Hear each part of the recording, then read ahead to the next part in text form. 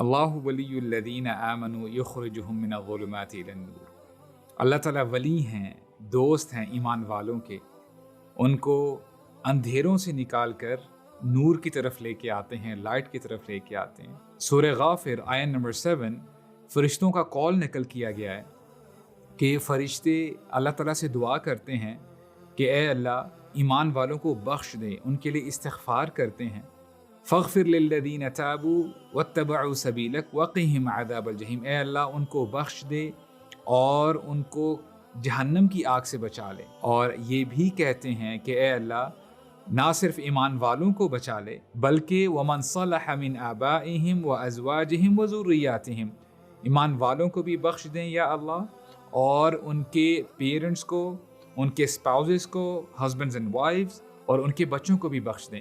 اور فرشتے یہ کہتے ہیں ایمان والوں کو نحن اولیاؤکم فی الحیات الدنیا وفی الآخرہ، کہ ہم تمہارے دوست ہیں اس دنیا میں بھی اور آخرت میں بھی. Let me share a story with you.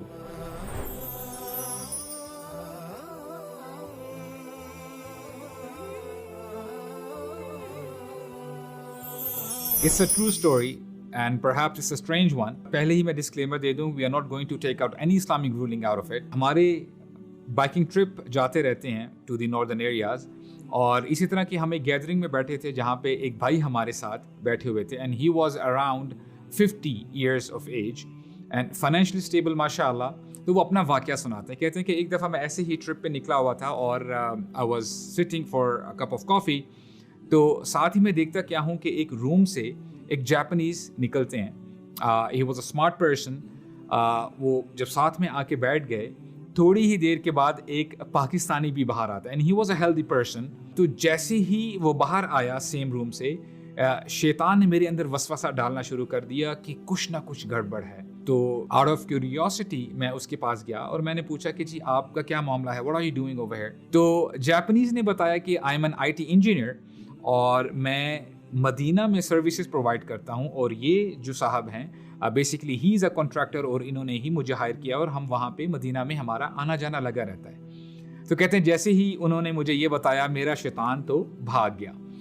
تو یہاں پہ ایک لیسن جو میں نے سیکھا کہ we don't have to be judgmental, کہ ہم بہت جلدی بدگمانی کی طرف چلے جاتے ہیں. اللہ تعالیٰ فرماتے ہیں کہ بدگمانی یہ گناہ کی طرف لے کے جاتی ہے. اور مجھے تھوڑی سی امبیرسمنٹ بھی ہوئی کہ ایسا نہ ہو کہ یہ لوگ مجھ سے یہ پوچھ لیں کہ کیا آپ مدینہ گئے ہیں, حالانکہ میرے پاس پیسہ سب کچھ تھا لیکن میں ابھی تک مدینہ نہیں گیا تھا, مجھے مکہ میں جانے کا موقع نہیں ملا. Perhaps I did not think about it.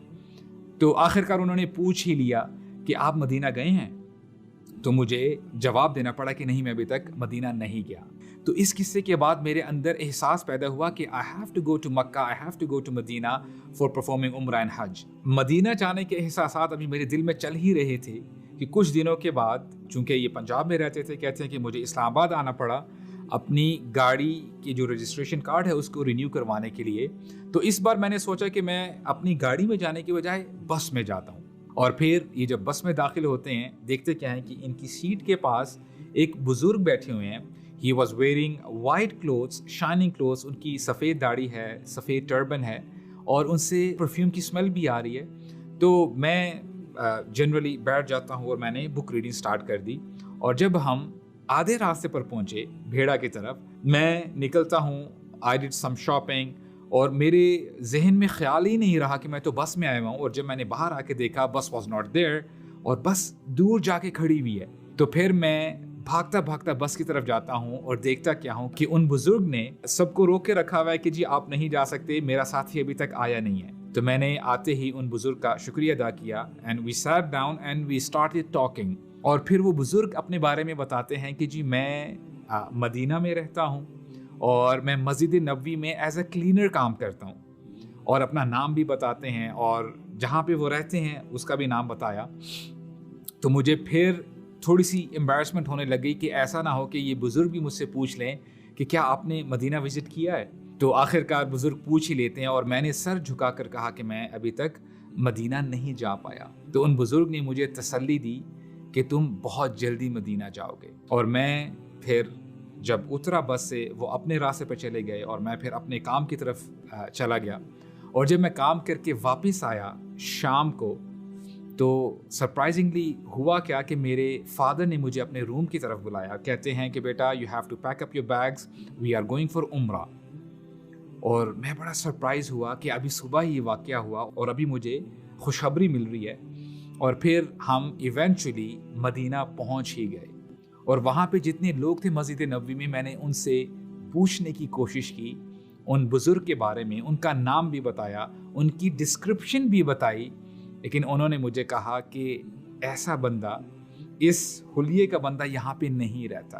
اور میں نے اس کے بعد ملٹیپل ٹائمز عمرے کیے، لیکن اس بندے کا کچھ بھی پتہ نہیں چل سکا. اور جب یہ سٹوری اپنی بتا رہے تھے، he raised his head and he had tears in his eyes in the end of the story.